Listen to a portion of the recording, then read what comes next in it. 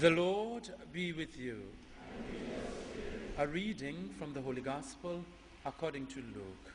Glory to you, Lord.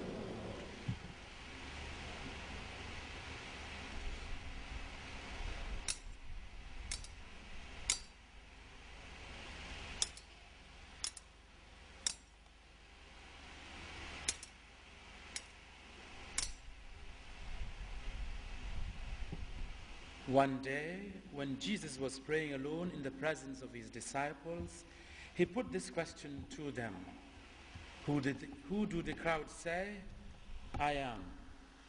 And they answered, John the Baptist. Others, Elijah, and others say, one of the ancient prophets, come back to life. But you, he said, who do you say I am? It was Peter who spoke up. The cries of God, he said, but he gave them strict orders not to tell anyone anything about this. The Son of Man, he said, is destined to suffer grievously, to be rejected by the elders and chief priests and scribes, and to be put to death, and to be raised up on the third day.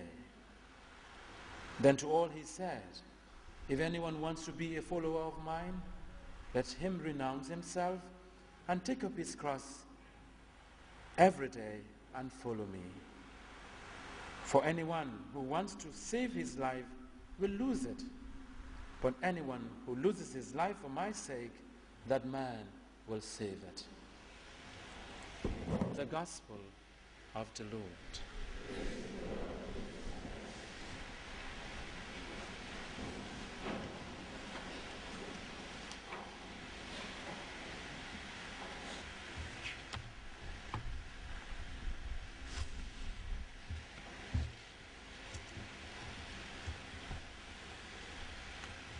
Brothers and sisters in Christ, there is a story about a big party that was put on in heaven on the occasion of Jesus' homecoming after his ascension to his Father in heaven.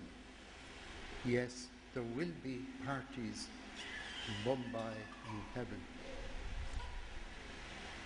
During the party, the angel Gabriel was very anxious to have a good look at this man called Jesus of Nazareth.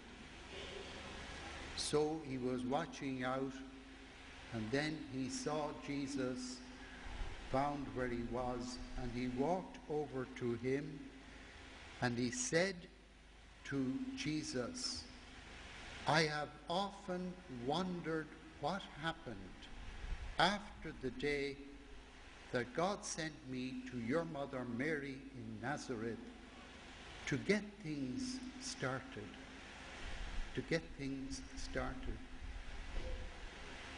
Jesus looked at him and said, well, in fact, I did get things started. A lot of things started.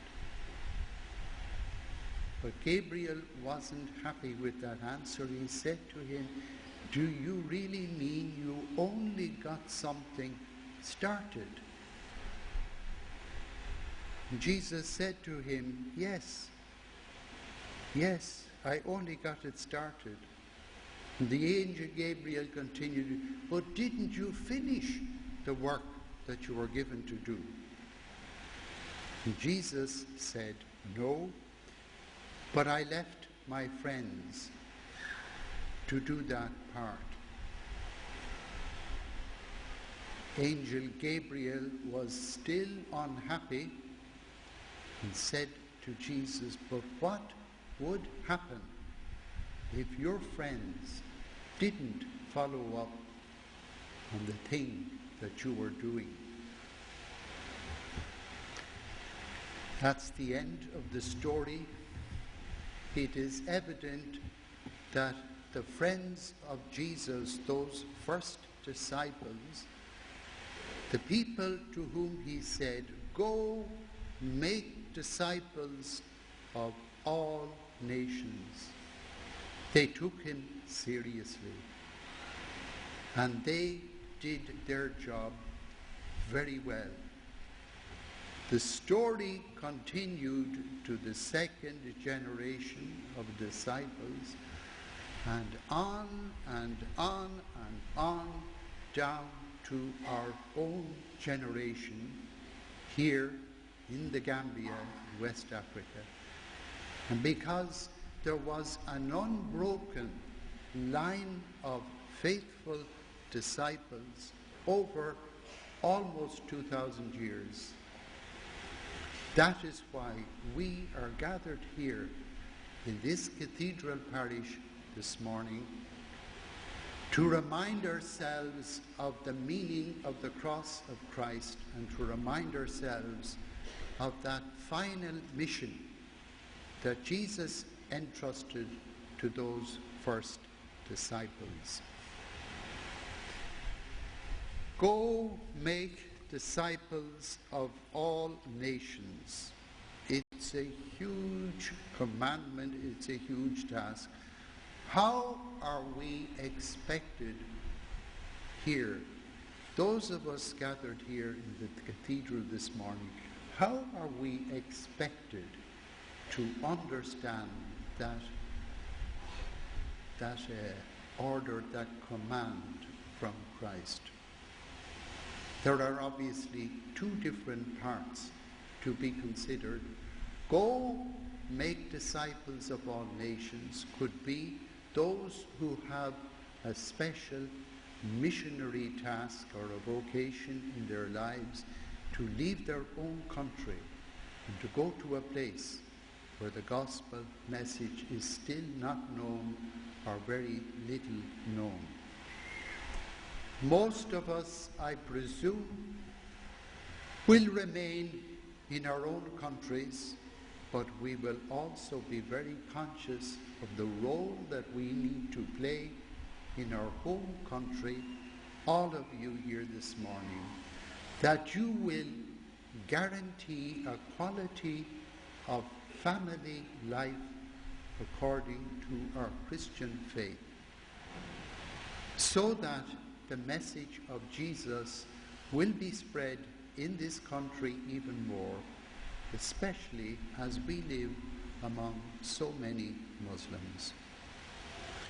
It is said that many, many Gambians living at this moment will never have an opportunity to take the Bible and read it.